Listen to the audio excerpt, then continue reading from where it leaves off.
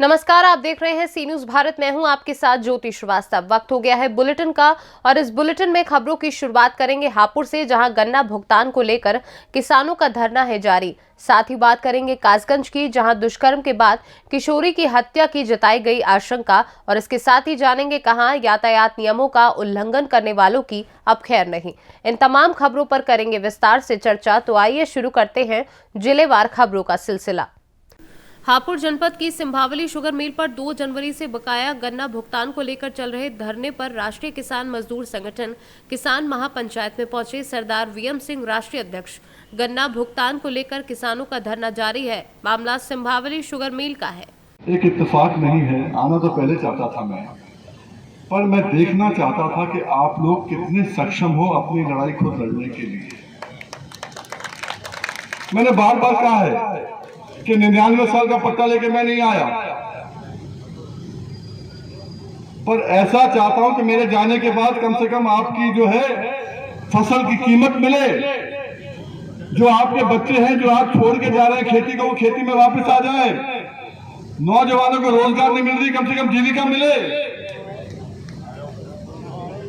ये मिल के अधिकारी हैं, आ जाइए, इधर ही आ जाइए, आप लोग साइड पे आ जाइए। खड़े रहो 2 मिनट, क्या दिक्कत है? आ जाओ आ जाओ आ जाओ आ जाओ। क्या क्या हो आप लोग? आप लोग क्या क्या हो रहा है? हापुड़ से सी न्यूज संवाददाता सचिन सागर की रिपोर्ट। उत्तर प्रदेश के जनपद हापुड़ में समाजवादी पार्टी के जिला कार्यालय पर समाजवादी पार्टी के छोटे लोहिया नाम से प्रसिद्ध प्रवक्ता जनेश्वर मिश्रा की पुण्यतिथि मनाई गई। बता दें कि हापुड़ में समाजवादी पार्टी के जिलाध्यक्ष देवेंद्र जाखड़ के नेतृत्व में छोटे लोहिया की पुण्यतिथि मनाई गई, जिसमें समाजवादी पार्टी के कार्यकर्ताओं ने उनके जीवन पर प्रकाश डाला। बता दें कि जनेश्वर मिश्रा का जन्म बलिया के छोटे से गाँव में हुआ था। उन्होंने बचपन से ही समाज में सभी लोगों को समानता देने का प्रयास किया और छुआछूत और जातिवाद के भेदभाव को खत्म करने का काम किया। छात्र राजनीति के सदैव समर्थक रहे। समाजवादी पार्टी में चलती फिरती पाठशाला के नाम से जाने जाते हैं। उनका निवास समाजवादी पार्टी के कार्यकर्ताओं के लिए धार्मिक स्थल की तरह है। आंदोलन और संघर्ष उनके जीवन में मूल्य थे। छोटे लोहिया जी की पुण्यतिथि मनाई गई, इस पर आपका क्या कहना है? देखिए, राष्ट्रीय अध्यक्ष श्री अखिलेश यादव जी के निर्देश पर आज जिला कार्यालय पर छोटे लोहिया जी से प्रख्यात जनेश्वर मिश्र जी की 13वीं पुण्यतिथि का कार्यक्रम, शोक सभा और उनके जीवन पर प्रकाश सभी कार्यकर्ताओं के द्वारा अपने अपने वक्त विचारों में रखा गया है। और जनेश्वर मिश्र जी कई बार राज्यसभा सदस्य और लोकसभा सदस्य, केंद्रीय मंत्री रहे और समाजवादी पार्टी के संस्थापक रहे। हापुड़ से सी न्यूज संवाददाता सचिन सागर की रिपोर्ट। यूपी के जनपद कासगंज में शौच को गई किशोरी का शव सरसों के खेत में मिलने से क्षेत्र में सनसनी फैल गई है। किशोरी के परिजनों ने दुष्कर्म का विरोध करने पर हत्या किए जाने की आशंका जाहिर कर रहे हैं। मौके पर पहुंचे पुलिस के आला अधिकारियों ने फॉरेंसिक और डॉग स्क्वाड की टीम को खुलासे के लिए लगाया है, तो वही शव को कब्जे में लेकर अंतिम परीक्षण के लिए पोस्टमार्टम गृह भेज दिया गया है। और ये पूरा मामला ढोलना थाना क्षेत्र के गांव जहांगीरपुर का है। वही घटना की सूचना मिलते ही एसपी, एएसपी में पुलिस बल के साथ घटनास्थल पर पहुंचे और हर पहलू पर जांच पड़ताल के बाद खुलासे के लिए फॉरेंसिक टीम और डॉग स्क्वाड की टीम को लगा दिया है। जहांगीरपुर गांव में एक किशोरी का शव मिला है, तो क्या घटना है? क्या ये दिनांक 22 जनवरी की सुबह थाना ढोलना पे एक सूचना प्राप्त हुई थी कि एक बच्ची जिसकी उम्र करीब 16 वर्ष बताई जा रही है, इसकी संदिग्ध अवस्था में मृत्यु हो गई है। तत्कालिक सूचना पे सभी हमारे फील्ड यूनिट के साथी, फॉरेंसिक यूनिट के साथी, हमारे सभी सीनियर ऑफिसर घटनास्थल पर पहुँचे। जो बॉडी है उसे वैधानिक कार्रवाई करते हुए पोस्टमार्टम के लिए भेज दिया गया है, जिससे कि मृत्यु के सही समय और सही कारणों का पता लगाया जा सके। घर वालों से जानकारी की जा रही है। उन लोगों ने कुछ जानकारी पुलिस के साथ साझा की है, जिस पे पुलिस अभी काम कर रही है। पोस्टमार्टम में मृत्यु का कारण सही आ जाने के बाद से इसके अनावरण हेतु सभी प्रयास हम लोग कर रखे हैं और बहुत जल्द जो भी परिणाम होंगे उनसे मीडिया को भी अवगत कराया जाएगा। घटना के खुलासे के लिए क्या टीम लगाएगी सर? यहाँ हम लोगों ने फील्ड अपनी जो स्पेशल क्राइम ब्रांच है उसके साथ ही थाना स्तर पे 3 टीमें कुल गठित की गई, जो इसके अनावरण के लिए सतत काम कर रही है। कासगंज से सी न्यूज संवाददाता भीष्मपाल सिंह की रिपोर्ट। मेरठ लगातार पुलिस यातायात नियमों का पालन कराने के लिए लोगों को जागरूक कर रही है। इसके बावजूद जो लोग यातायात नियमों का उल्लंघन कर रहे हैं उन पर चालानी कार्यवाही भी की जा रही है।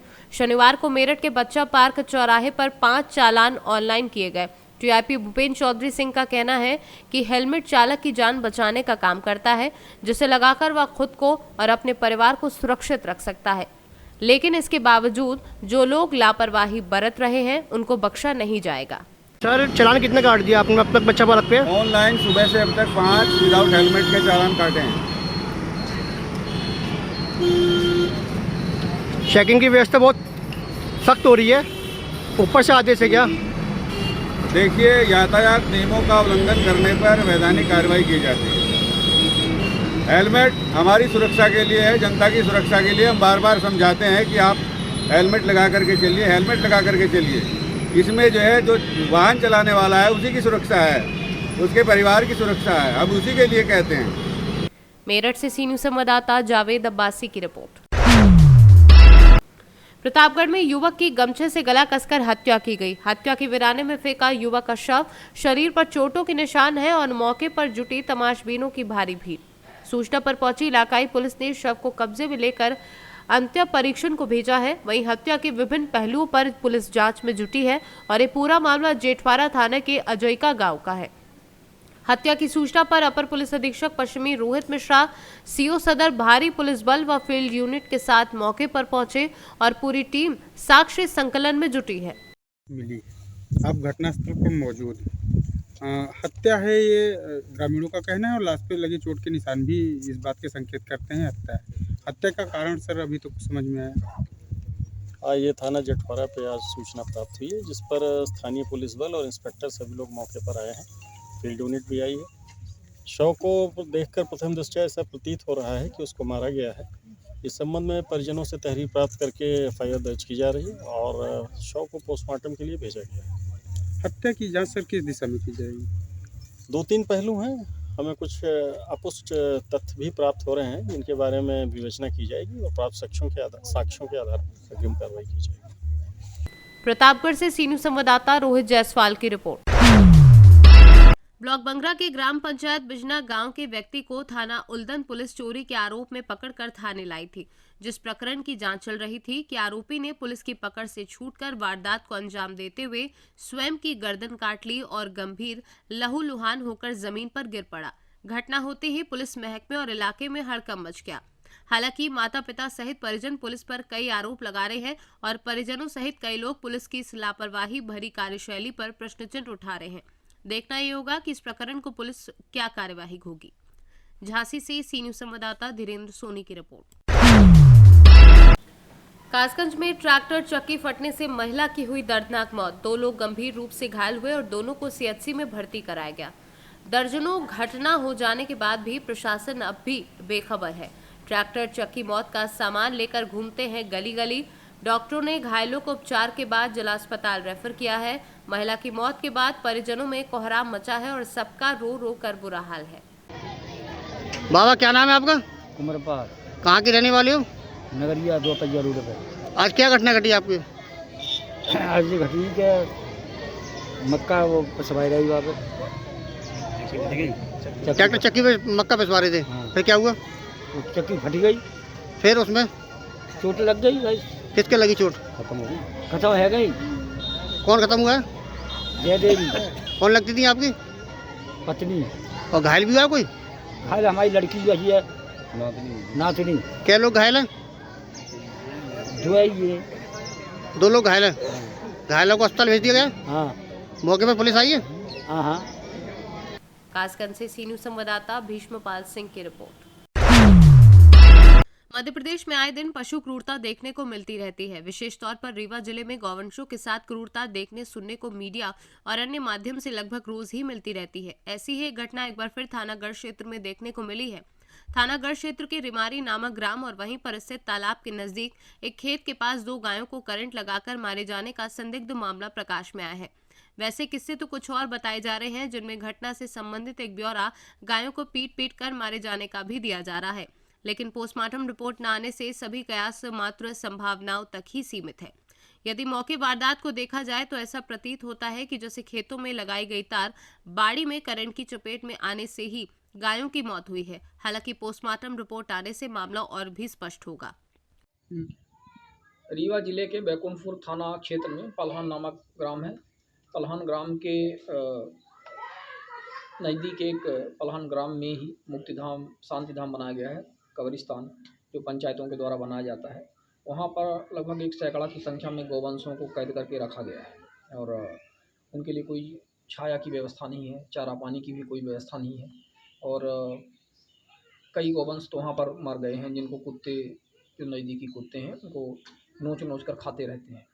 पशु क्रूरता की घटनाएं एक बार पुनः पूरे ज़िले और पूरे प्रदेश में बढ़ गई हैं और इसका सबसे बड़ा कारण ये है कि जो स्थानीय स्तर पर पंचायतें हैं वो उसका ध्यान नहीं दे रही हैं। गौशालाएं जो मुख्यमंत्री गौशाला योजना के अंतर्गत बनाई जानी है सब अधूरी पड़ी हुई हैं या बनी ही नहीं है, बंदरबाट हुआ है और जिसकी वजह से गौवंश जिनको सुरक्षा, पोषण और इस तरह से छाया उनको प्रदान की जानी चाहिए गौशालाओं में, वो उनको मिल नहीं रही है। अब इसमें जो कलेक्टर रीवा के समय समय पर जो फरमान जारी हुए हैं, जिसमें इनके लिए व्यवस्था ग्राम पंचायत स्तर पर स्थानीय निकाय, तहसीलदार, थाना प्रभारी और चिकित्सा अधिकारी, SDM, ये सब इसकी देखरेख करेंगे, व्यवस्था बनाएंगे, पशु क्रूरता ना हो इसका बराबर ध्यान रखेंगे। ऐसा कोई भी नियम कायदा का पालन नहीं हो रहा है, सिर्फ मात्र कागजों पर है। बेसहारा गौवंशों के लिए भी उन्होंने व्यवस्था बनाई थी, उसके लिए भी कोई व्यवस्था नहीं है और आप देख सकते हैं कि कहीं भी सड़कों में, खेतों में गौवंश इस तरह से बेसहारा घूमते रहते हैं, पशु क्रूरता का शिकार होते हैं। उनके मुंह पैर तार से बांध दिए जाते हैं, अवैध बाड़ों में कैद कर दिए जाते हैं, नहरों, घाटियों, जलप्रपातों में छोड़ दिए जा रहे हैं। इस प्रकार से जो पशु क्रूरता की घटनाएं निरंतर बढ़ रही हैं हमारे समाज में, बेहद चिंताजनक हैं, दुर्भाग्यपूर्ण हैं और हम लोगों के लिए शर्मिंदगीपूर्ण भी हैं। तो इसमें शासन प्रशासन मुस्तैदी से ध्यान दें और जो भी जिम्मेदार हैं उनके ऊपर इस विषय पर कार्यवाही की जाए। विशेष तौर पर जो बैकुंठपुर थाना क्षेत्र में पलहान नामक ग्राम है, वहाँ पर बैकुंठपुर थाने में गए भी थे कुछ स्थानीय लोग रिपोर्ट करने के लिए, लेकिन वहाँ के थाना प्रभारी ने पता चला है कि उन्होंने रिपोर्ट नहीं दर्ज की है। इस पर उनको कार्यवाही करनी चाहिए, तत्काल कार्यवाही करनी चाहिए। रीवा से सी न्यूज़ संवाददाता अर्जुन तिवारी की रिपोर्ट। समस्तीपुर उजियारपुर थाना क्षेत्र के शंकर चौक NH 28 पर अहेले सुबह तकरीबन 5 बजे घने कोहरे के कारण समस्तीपुर के खगड़िया वापसी बाराती से भरी सवारी बस व दलसिंह सराय की ओर से आ रही हाईवे ट्रक के आमने सामने की टक्कर में करीब 70 लोग सवार में 50 लोग घायल हो गए। वहीं स्थानीय लोग सामाजिक कार्यकर्ता रणवीर चौरसिया व मुखबिर के द्वारा रेस्क्यू कर बस से बाहर निकाला गया और उसके बाद स्थानीय को इलाज के बाद आनन फानन में सदर अस्पताल भेजा गया। मौके पर थाना अध्यक्ष अनिल कुमार दलबल के साथ पहुंचकर वाहन को जब्त कर लिया है। समस्तीपुर से सी न्यूज़ संवाददाता प्रवीण प्रकाश की रिपोर्ट। फिलहाल इस बुलेटिन में बस इतना ही। देश और दुनिया की बाकी खबरों के लिए आप देखते रहिए सी न्यूज़ भारत।